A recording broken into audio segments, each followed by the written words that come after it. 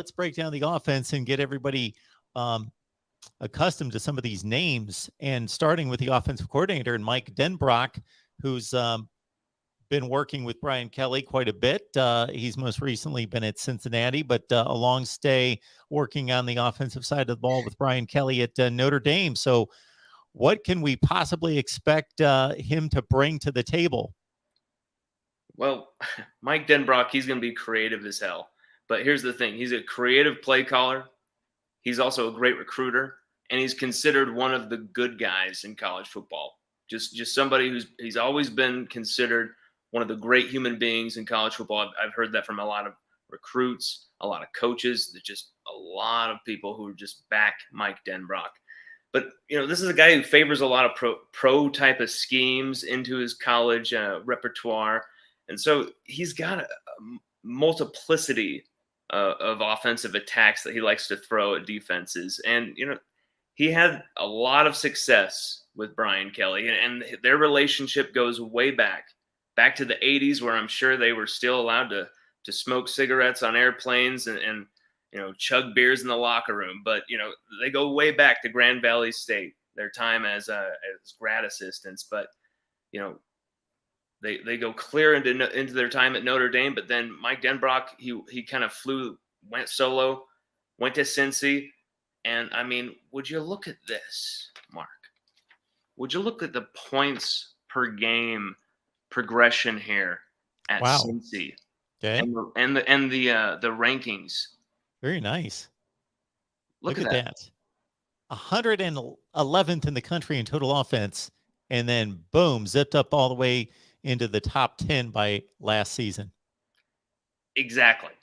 And Mark, not only that, they finished ninth in the country in yards per play when he begun his reign as an offensive coordinator at Cincinnati.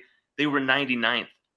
So nine times Bueller, 9 times. So 9 is kind of a recurring theme here with Denbrock, but from 99th to 9th in the country in yards per play as well. It's just crazy.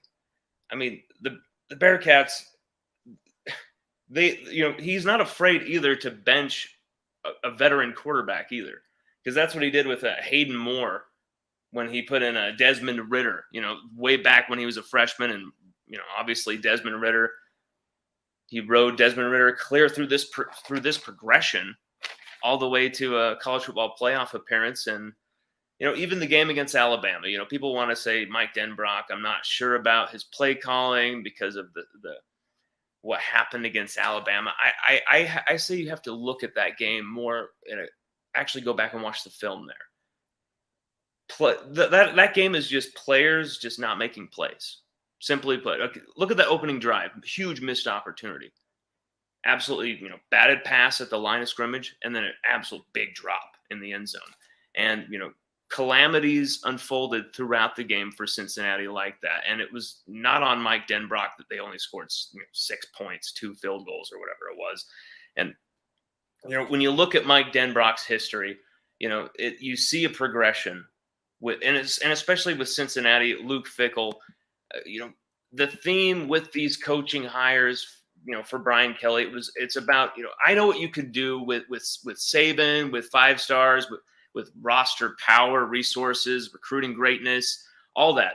But what can you do with 2 stars, walk-ons? What can you do with less? And, if they can maximize that previous talent at their prior stops, they should be fascinating at the controls of LSU's 2022 offense. And Mike Denbrock is no exception.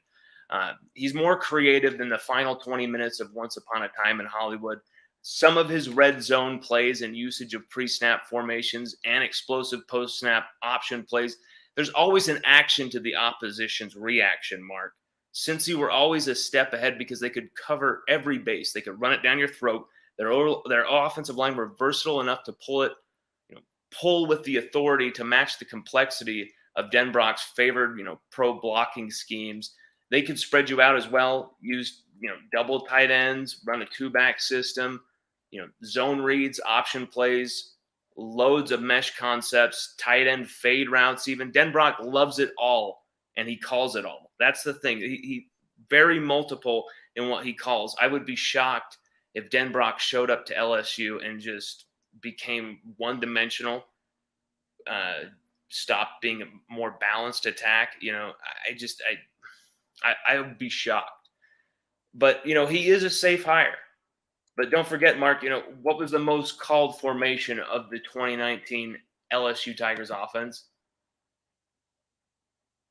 I'm supposed to know the most called formation for the LSU offense, and just guess. something tells me that when you tell me this, it's going to be fairly obvious, but I'm not coming up with it right now. Well, the fun bunch, the bunch formations, and trips as well. But, with Denbrock, you're going to see like 2 tight ends in the 3 receiver formations. You're going to see it's just a perfect setup for hybrid guys like Jack Besh or Landon Ibieta. And then you got Keyshawn Butte, coming across the screen.